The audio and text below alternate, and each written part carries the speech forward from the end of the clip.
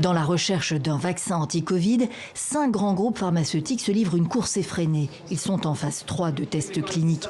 Pour celui qui coiffe au poteau les concurrents, ce sera le jackpot assuré. Mais sommes-nous tous égaux dans l'accès aux futurs vaccins?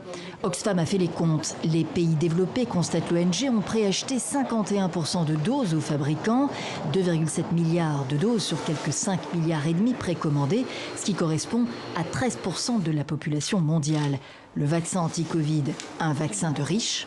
C'est ce qui semble se dessiner à l'heure actuelle et c'est ce qui nous inquiète énormément chez Oxfam, sachant que la plupart des laboratoires pharmaceutiques sont situés dans des pays occidentaux ou dans des pays du Nord. La tendance pourrait effectivement d'oublier notamment les pays africains et d'autres pays en développement dans cette dynamique, ce qui serait extrêmement contre-productif parce que l'enjeu du vaccin, c'est bien de se rendre compte que dans un monde extrêmement interconnecté, si demain juste 13% de la population mondiale a accès à un vaccin, ça veut dire qu'on n'en aura pas fini de la pandémie. Pour sécuriser l'accès aux vaccins, les États financent la recherche directement auprès des grands laboratoires. C'est le cas de l'Union européenne, 6 accords déjà. Or, les pays africains n'ont pas les moyens de le faire, soulignent les experts. Pour les Africains, il sera donc très difficile, voire impossible de se procurer le vaccin quand il sera jugé suffisamment sûr et efficace pour être validé par l'OMS et mis sur le marché.